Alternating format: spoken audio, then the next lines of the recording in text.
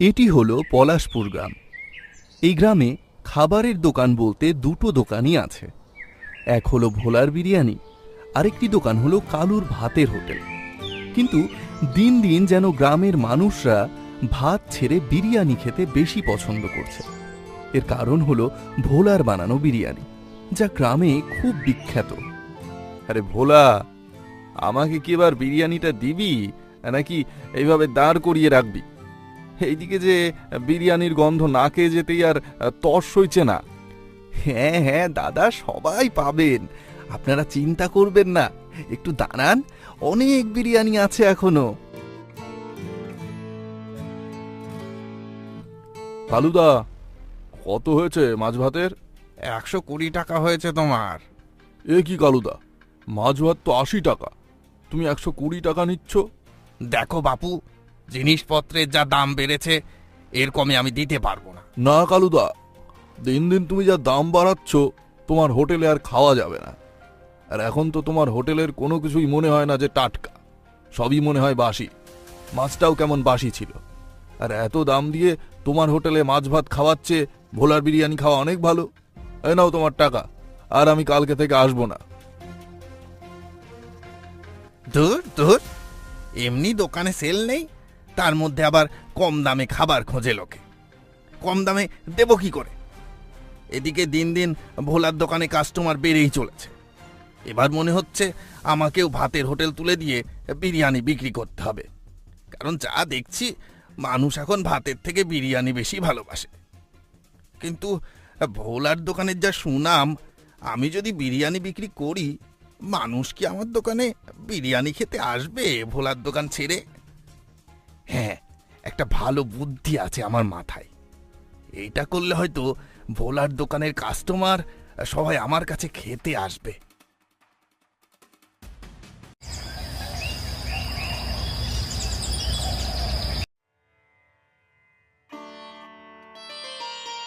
আরে কি ব্যাপার ভাই, সকাল সকাল ভোলার বিরিয়ানি আনতে চলে গেছো?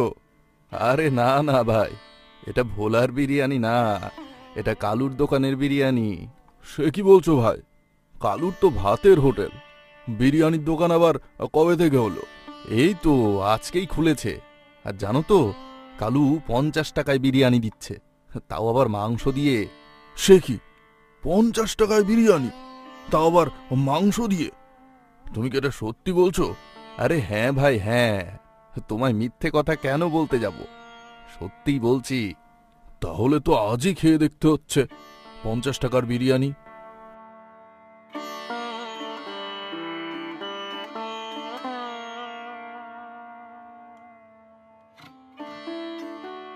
কি হলো ব্যাপারটা, কিছুই তো বুঝতে পাচ্ছি না।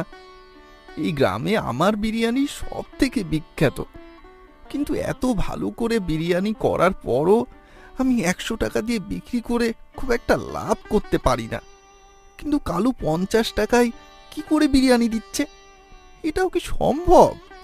দাদা বাবু, আমার মনে হচ্ছে কালু কিছু একটা করছে, যার কারণে ও 50 টাকায় বিরিয়ানি দিতে পারছে। হ্যাঁ, সে তো বুঝতেই পাচ্ছি, জিনিসের যা দাম, এখনকার বাজারে 50 টাকায় মাংস দিয়ে বিরিয়ানি দেয়া অসম্ভব ব্যাপার। কালু নিশ্চয়ই কোনো কিছু একটা করছে।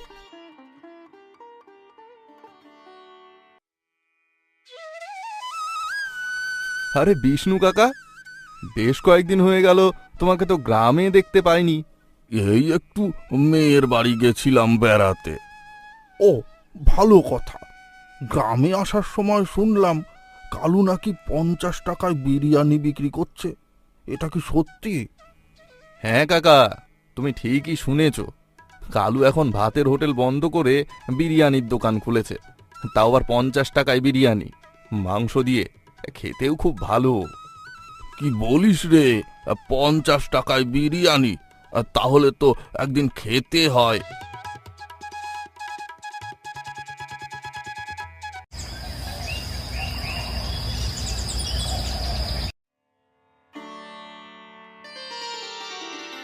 তাহলে কালু, শুনলাম তুই নাকি 50 টাকায় বিরিয়ানি দিচ্ছিস, তাও আবার মাংস দিয়ে? হ্যাঁ গো বিষ্ণু কাকা, তুমি ঠিকই শুনেছ।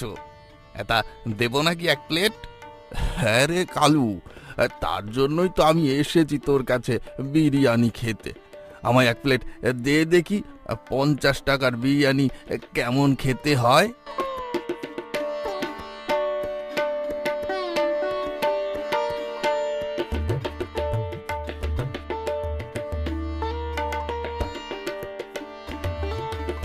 তা বিষ্ণু কাকা, বলো কেমন খেলে আমার বিরিয়ানি? হ্যাঁ রে কালু, ভালোই লাগলো বিরিয়ানিটা, কিন্তু 50 টাকায় এত ভালো বিরিয়ানি তুই কি করে দিচ্ছিস সেটাই ভাবছি। না গো বিষ্ণু কাকা, আসল ব্যাপারটা হলো আমি খুব অল্প লাভে বিরিয়ানি বিক্রি করি, যাতে আমাদের গ্রামের সবাই বিরিয়ানি খেতে পারে। তার কয়েকদিন পর বিষ্ণু কাকার এক বিয়ে বাড়ি থেকে ফিরতে ফিরতে অনেক রাত হয়ে যায়। বিষ্ণু কাকা যখন গ্রামের মধ্যে ঢুকে পড়ে, তখন বিষ্ণু কাকা দেখতে পায় এক ব্যক্তি চাদর মুড়ি দিয়ে হেঁটে চলেছে। আরে, এত রাত্রিবেলায় ওটা কে যায়? আবার চোট্টর না তো? গ্রামের মানুষ তো সন্ধে হলে শুয়ে পড়ে, এত রাত্রিবেলা তো কেউ বাইরে বেরোবে না। যাই তো, পেছন পেছন দেখি তো কে ওটা। এই বলে বিষ্ণু কাকা তার পিছু নিতে শুরু করে। কিছু দূর যাবার পর বিষ্ণু কাকা দেখে ওই ব্যক্তিটি গ্রামের মুরগির ফার্মের সামনে গিয়ে দাঁড়ায়। তার কিছুক্ষণ পর একটি ব্যক্তি ফার্ম থেকে বেরিয়ে আসে ও তার হাতে রয়েছে কিছু মরা মুরগি। সেই মুরগিগুলো ওই ব্যক্তিটি তার থেকে নেয় ও মুরগিগুলো নিয়ে ব্যাগে ঢোকানোর সময় তার গায়ে থেকে চাদরটা খুলে যায়। আর সেই সময়ে বিষ্ণু কাকা দেখতে পায় ওটা আর কেউ নয়, কালু। ও, তাহলে এই ব্যাপার। এবার বুঝলাম কালু কি করে এত কম দামে বিরিয়ানি বিক্রি করছে। ঠিক আছে, আজ বাড়ি যাই, কাল সকালে একটা ব্যবস্থা করব।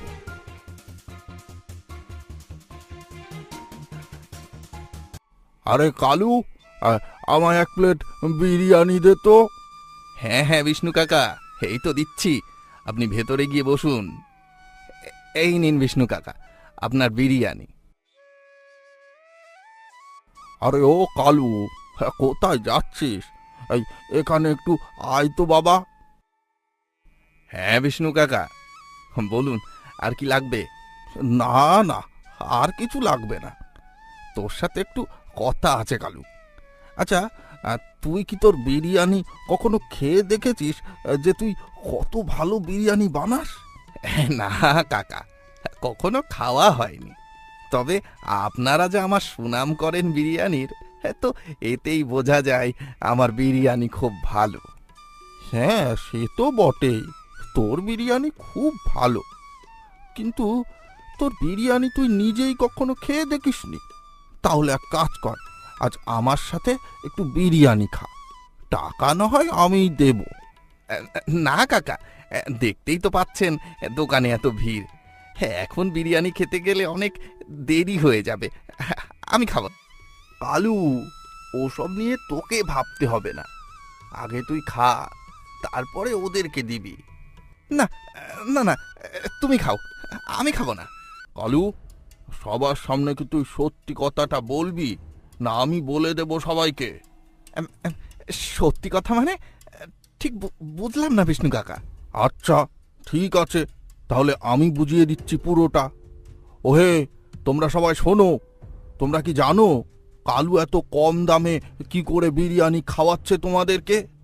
আসলে কালু আমাদের গ্রামের ফার্ম থেকে কম দামে মরা মুরগি কিনে এনে সেই মুরগি দিয়ে বিরিয়ানি করে খাওয়াচ্ছে। এসব কি বলছো তুমি? তুমি রীতিমতন আমার দোকানের বদনাম করছো, আর তুমি যেসব বলছো তোমার কাছে কি কোনো প্রমাণ আছে? ও, এখনো তোর প্রমাণ চাই? তাহলে তুই সত্যিটা নিজে স্বীকার করবি না, তাই তো? আচ্ছা, দিচ্ছি তোকে প্রমাণ আমি। মধু, ভেতরে আয় তো। মধু ভেতরে এসে সবার সামনে সব সত্যি কথা খুলে বলে। তা শুনে গ্রামের লোকজন ক্ষেপে যায় ও কালুর দোকান ভেঙে দেয় আর কালুকে গ্রাম থেকে তাড়িয়ে দেয়। তারপর থেকে রীতিমতন আবার সবাই ভোলার দোকানে বিরিয়ানি খেতে শুরু করে।